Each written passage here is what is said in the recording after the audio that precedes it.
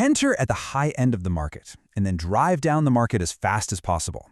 When Elon Musk actually wrote those words back in his 2006 master plan, the idea of completely disrupting the global auto industry, well, it felt like pure science fiction to most people. But it was a vision built on massive risk, staggering ambition, and this unwavering belief that sustainable transport is absolutely inevitable. So let's see how that actually played out.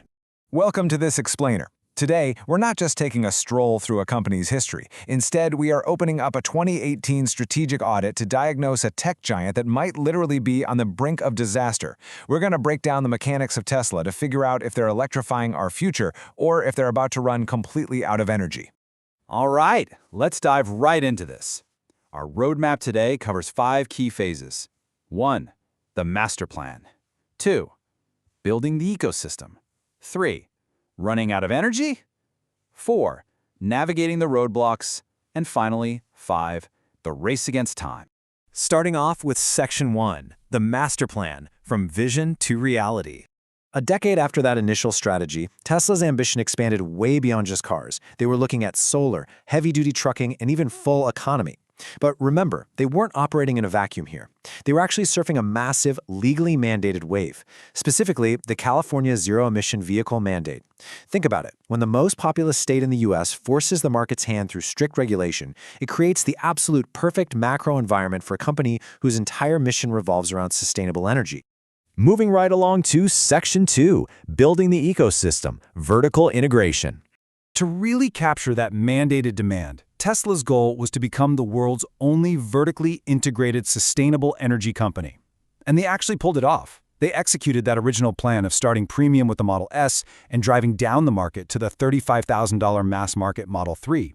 But it's not just about the cars. They're basically selling you the whole shebang: the car to drive, the Powerwall to store the energy, and the solar roof to generate it in the first place.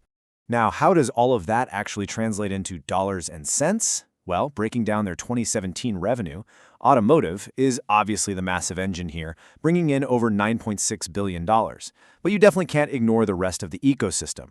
Tesla successfully built entirely separate billion-dollar businesses on the side, with over $1 billion in energy generation and another $1 billion just in services. And a huge part of that service success comes down to their supercharger network across Europe and North America. This is a massive infrastructural moat. It's just wild. While legacy automakers were solely focused on trying to build electric cars, Tesla spent years ensuring their customers could fast charge almost anywhere, pretty much neutralizing range anxiety right out of the gate. Let's look at Section 3, running out of energy, the symptoms. Now, having a grand vision and an awesome charging network, that doesn't make you immune to the brutal realities of manufacturing. After hitting a stock peak in September 2017, things took a really severe downward turn. The bottom essentially started falling out because of intense Model 3 delays, completely terrifying factory bottlenecks, and a highly publicized fatal autopilot crash. As you'd expect, investor confidence took a massive, massive hit. Which naturally leads us to a really uncomfortable question. Is Tesla actually about to run out of energy? Could a company with this much visionary momentum actually be teetering on the verge of total collapse?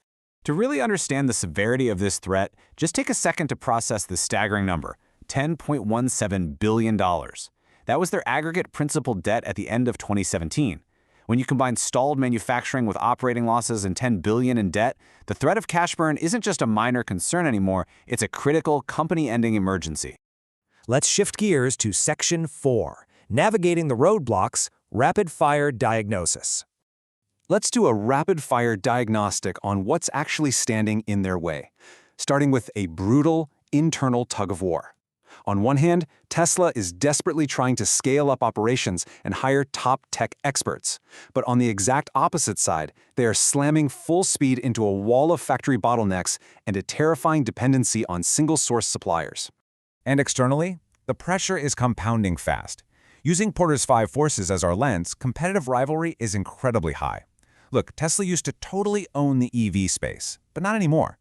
Legacy giants with literally a century of manufacturing expertise, companies like Mercedes, Chevy, and BMW, are finally waking up and mobilizing their massive resources.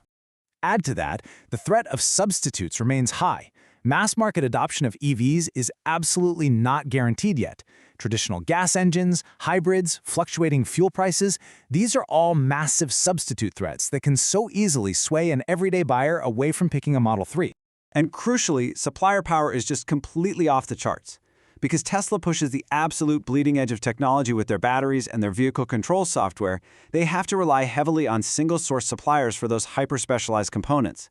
Literally just one minor disruption in that supply chain can stall out the entire factory floor. Which brings us to our final part, Section 5, the race against time, the prescribed treatment.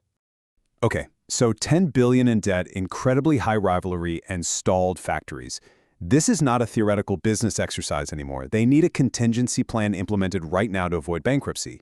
The entire survival of the company comes down to a rigid timeline starting at the end of Q2. The life or death metric? They absolutely have to hit 5,000 Model 3 units produced per week. If they miss that velocity, the debt is going to catch up and crush them. So what are the exact steps to pull this off? First, hit that Q2 target of 5,000 cars a week, just to prove to the world the factory actually works. Second, immediately hire more workers. Third, offer new common stock in Q3 and Q4 to keep operations financed. And fourth, qualify additional battery suppliers to finally break that dangerous single-source dependency. They have to execute every single one of these flawlessly. But what if they don't? What if the cash actually runs out? Well, this audit leaves us with an incredibly provocative thought.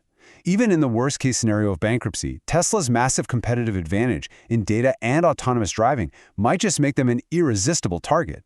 Could a giant like Google swoop in and acquire them simply for that massive tech moat? It really just goes to show that even if the physical manufacturing fails, the digital ecosystem they've built might be way too valuable to ever let die. Thank you so much for joining me on this explainer. Until next time, keep analyzing and keep questioning the data.